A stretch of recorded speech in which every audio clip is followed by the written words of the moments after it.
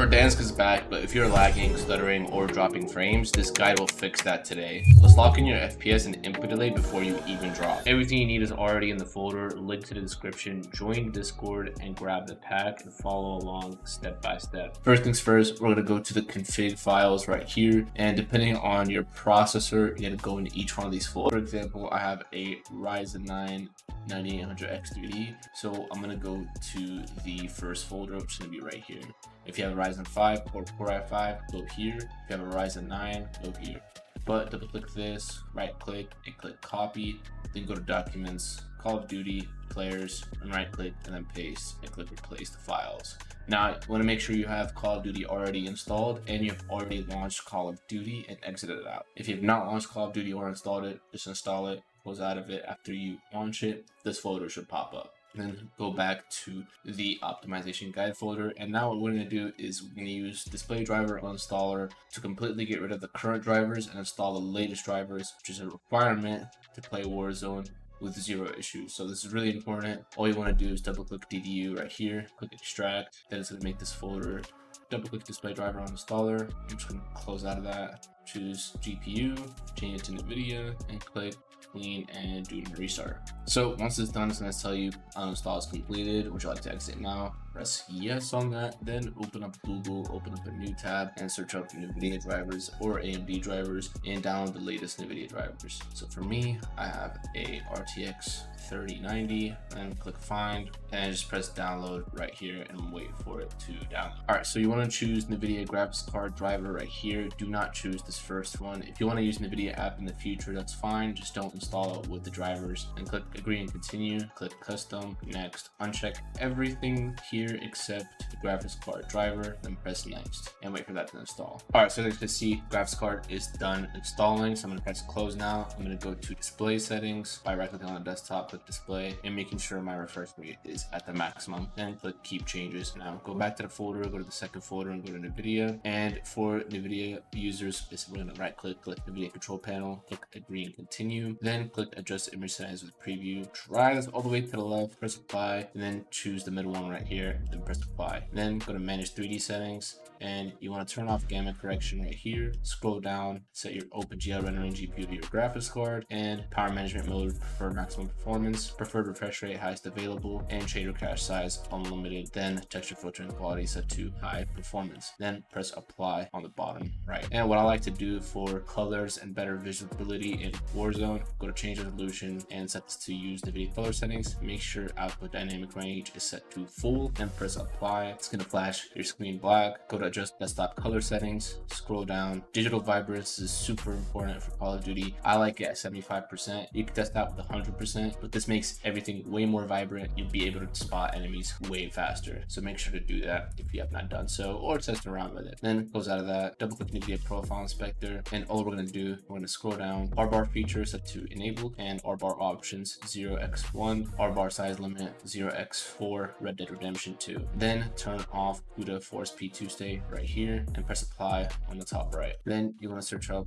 Call of Duty, and you want to choose Call of Duty Black Ops 6. You want to scroll down and you want to make sure R-bar feature is set to enabled right here. Close out of that, and then all we're going to do is we're going to go back. If you're on Radeon, just follow the Radeon screenshots, and there's an even more in-depth guide that I have uploaded on YouTube, which goes through a lot more stuff, especially for Radeon 6000 series graphics cards. But go back, go to basic Windows optimizations, choose a power plan. For Intel users, I recommend using the ultimate performance or high performance power plan. For AMD users, I would say the same thing. However, I have seen some reports of people using balanced power plan, which helped fix some stutters and some freezes on AMD processors. If you have an AMD processor and you've been using high performance or ultimate performance for a minute, then try out balanced and see if you get less stutters on there, if you do get stutters. However, if there's no issues, then do not even worry about it. Stick with your current power plan. Close out of that, then we're going to go to disable core isolation, and we're going to go to virus threat protection, click device security, core isolation details, and make sure you turn off memory integrity because this messes up FPS a ton in Warzone.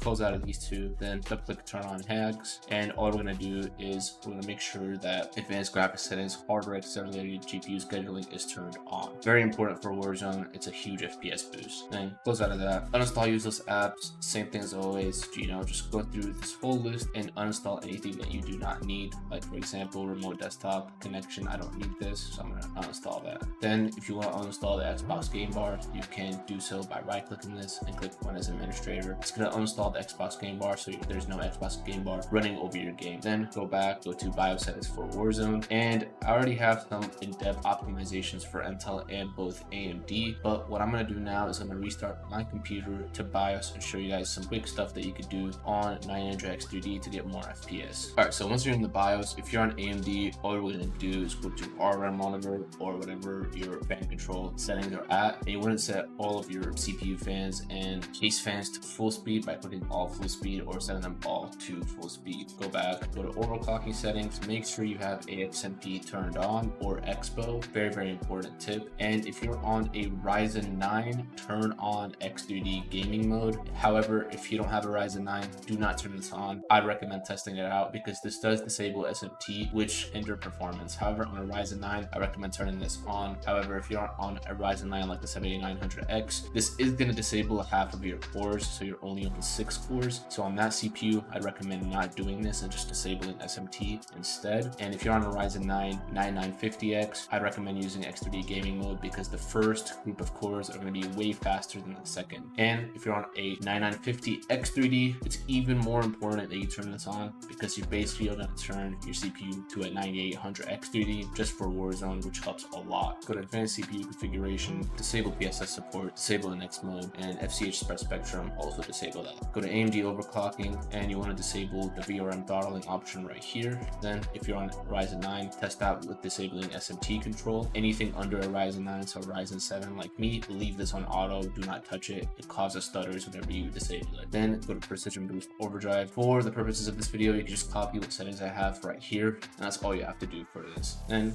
go back again, go to AMD CBS, and I recommend disabling global C-state control. However, if your CPU cooling is terrible and you're on AMD, do not disable this. It's going to cause way more problems than you expect just because you're overheating, and this disables a lot of power saving options, which leads to a little bit more temperatures. And then scrolling down to the bottom, if you're on a Ryzen 9 X3D and you don't want to disable the second group of cores, set your CPPC dynamic preferred cores to cache, because this is going to prefer the first 8 cores for games, and they're only going to run on those 8 cores and not the rest of the 8 cores that don't have the cache, and thus giving you more performance. And that's all you have to do in this page. And go back and make sure that you have your memory speed to 6000. Anything above 6000 requires manual tuning. Just don't even worry about it. Just set 6000, set and forget it. And UCLK Div 1 mode, set to UCLK equals memclk.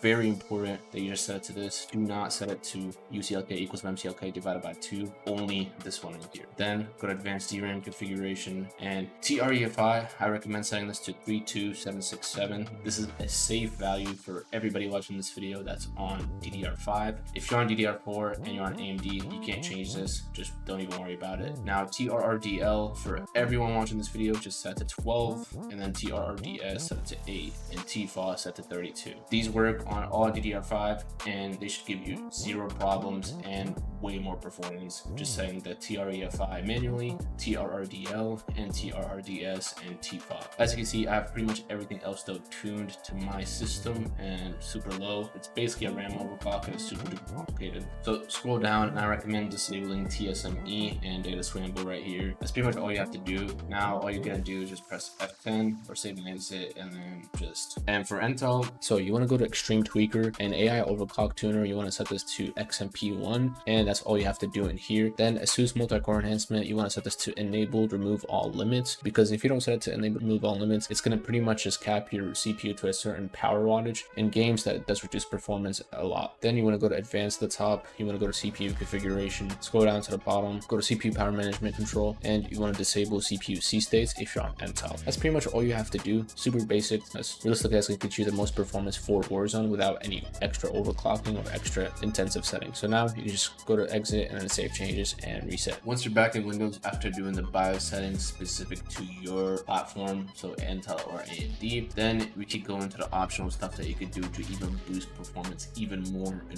Warzone. So one is going to be the controller overclock, which if you have a controller that is PS4, PS5, or an Xbox Victress controller, you could go through this folder and then just click the overclock folder and then just overclock your controller to 1000 hertz. However, if you have just a regular Xbox or just an Astro C40 or some of these controllers that don't overclock, then I recommend either upgrading to a controller that you could set to 1000 hertz through the software like the Scuff Envision Pro or the GameSir, or switching to a PS4 or PS5 and then just overclock it. If you're on a DualSense Edge controller, you don't need to overclock it. That controller is already 1000 hertz as soon as you plug it in. Go back. GPU overclocking, I have a full guide on how to overclock your graphics card, and this boosts FPS a lot in Warzone. It's like 10 more FPS in the benchmark, which is going to be a lot transferred in game. Highly recommend overclocking your graphics card, especially if you're on a 50 series graphics card, because those overclock like crazy.